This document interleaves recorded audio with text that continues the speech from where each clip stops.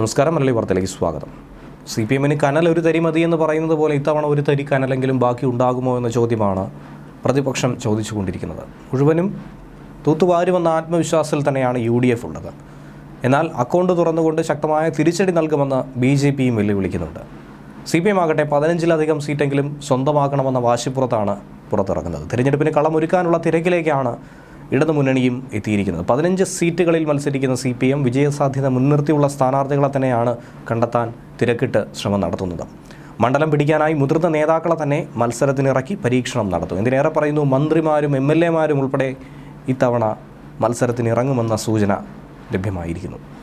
ഏറ്റവും ശ്രദ്ധേയമായി എടുത്തു നോക്കുന്ന ഒരു മണ്ഡലം, ഈ അടുത്ത് ചെറിയ വിവാദമുണ്ടായ ഒരു വിഷയമെന്ന് പറയുന്നത് കൊല്ലത്തെ MP ആരായിരിക്കും എന്നുള്ള കാര്യത്തിലാണ്. നിലവിലെ സിറ്റിംഗ് MP ആയ NK പ്രേമചന്ദ്രൻ തന്നെയായിരിക്കും ഇത്തവണയും കൊല്ലത്ത് മത്സരിക്കുക. അങ്ങനെയെങ്കിൽ പ്രേമചന്ദ്രന് കടുത്ത വെല്ലുവിളി ഉയർത്തുന്ന ഒരു സ്ഥാനാർത്ഥിയെ തന്നെ LDF-ഉം അവിടെ സ്ഥാപിക്കേണ്ടതുണ്ട് എന്നാണ് പ്രധാനമായും കേന്ദ്രങ്ങളിൽ നിന്നും ഉയരുന്ന സൂചന. ലോക്സഭാ തിരഞ്ഞെടുപ്പിൽ കൊല്ലത്ത് LDF-ലേക്ക് നടനും സിറ്റിംഗ് MLA-യുമായിട്ടുള്ള മുകേഷിൻ്റെ പേരാണ് CPM ജില്ലാ സെക്രട്ടേറിയറ്റ് നിർദ്ദേശിച്ചിരിക്കുന്നത്. മുകേഷ് MLA കൊല്ലത്ത് LDF സ്ഥാനാർത്ഥിയാക്കണമെന്നാണ് പാർട്ടി നിർദ്ദേശം നൽകിയിരിക്കുന്നതെന്നാണ് പുറത്തു വന്നിരിക്കുന്ന റിപ്പോർട്ട്. മന്ത്രി KN ബാലഗോപാലിൻ്റെ സാന്നിധ്യത്തിൽ ചേർന്ന യോഗത്തിലാണ് ഇങ്ങനെ ഒരു തീരുമാനമുണ്ടായത്. ബാലഗോപാൽ ആകട്ടെ നേരത്തെ പ്രേമചന്ദ്രനെതിരെ ശക്തമായ മത്സരം കാഴ്ചവെച്ച ആളുകൂടിയാണ്. അതുകൊണ്ട് അദ്ദേഹം മുകേഷിനെ തന്നെയാണ് ഇത്തവണയും തീരുമാനിച്ചിരിക്കുന്നത്.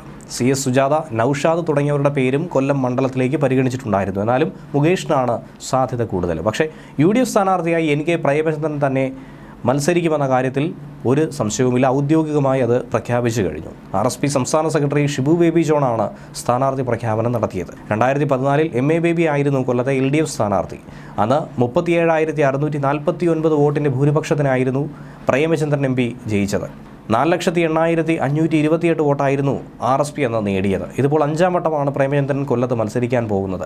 1996, 98, 2014, 2019, ഏറ്റവും ഒടുവിൽ 2024 ഇങ്ങനെയുള്ള ലോക്സഭാ തെരഞ്ഞെടുപ്പുകളിൽ ഇതിനു മുൻപ് മത്സരിച്ചപ്പോഴൊക്കെ തന്നെ വിജയം പ്രേമചന്ദ്രന് മാത്രമായിരുന്നു. മികച്ച ഭൂരിപക്ഷവും അദ്ദേഹം സ്വന്തമാക്കിയിരുന്നു. ഇത്തവണയും അത് ആവർത്തിക്കുമെന്ന ആത്മവിശ്വാസം തന്നെയാണ് UDF ക്യാമ്പ് പ്രകടിപ്പിക്കുന്നത്.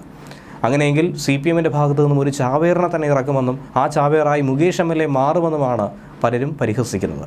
അദ്ദേഹം 2000-ൽ പ്രേമചന്ദ്രൻ 2000-ൽ രാജ്യസഭാ അംഗമായിരുന്നു. 2006, 2011 കാലയളവിൽ VS മന്ത്രിസഭയിലെ ജലവിഭവ വകുപ്പ് മന്ത്രിയും ആയിരുന്നു. 17-ാം ലോക്സഭയിലെ മികച്ച പ്രകടനത്തെ അടിസ്ഥാനമാക്കി സൻസദ് മഹാരത്ന പുരസ്കാരം അടക്കം പ്രേമചന്ദ്രൻ ലഭിച്ചിരുന്നു. മികച്ച പാർലമെൻറ്റേറിയൻ, അതോടൊപ്പം മോദിയുടെ പ്രശംസ പോലും പിടിച്ചുപറ്റിയ ഏറ്റവും പ്രമുഖനായ, ഏറ്റവും ശ്രദ്ധേയനായ ഒരു പാർലമെൻറ്റേറിയൻ MP എന്ന നിലയിലൊക്കെ തന്നെ തിളങ്ങിയിരുന്നു. ഈ അടുത്തായി പ്രധാനമന്ത്രി നരേന്ദ്രമോദി വിളിച്ചു ചേർത്ത ചുരുക്കം ചില MP-മാരിൽ, പ്രതിപക്ഷ MP-മാരിൽ ഏറ്റവും അടുപ്പം പങ്കുവയ്ക്കുന്ന ഒരു MP കൂടിയായിരുന്നു കേരളത്തിൽ നിന്നുള്ള ഏക MP ആയ പ്രേമചന്ദ്രൻ. അത് വലിയ വിവാദങ്ങൾക്ക് തുടക്കം കുറിച്ചിരുന്നു. 2019-ൽ നിലവിലെ ധനമന്ത്രിയായ KN ബാലഗോപാലായിരുന്നു പ്രേമചന്ദ്രൻ അത് എതിരാളിയായിട്ടുള്ളത്. മുതിർന്ന നേതാക്കൾ പോലും പ്രേമചന്ദ്രന് മുന്നിൽ അടിപതറുന്നൊരു സാഹചര്യമാണ് ഉണ്ടായിട്ടുള്ളത്. അവിടെയാണ് നടനും കൊല്ലം MLA-യുമായ മുകേഷിനെ CPM പരിഗണിക്കുന്നത്.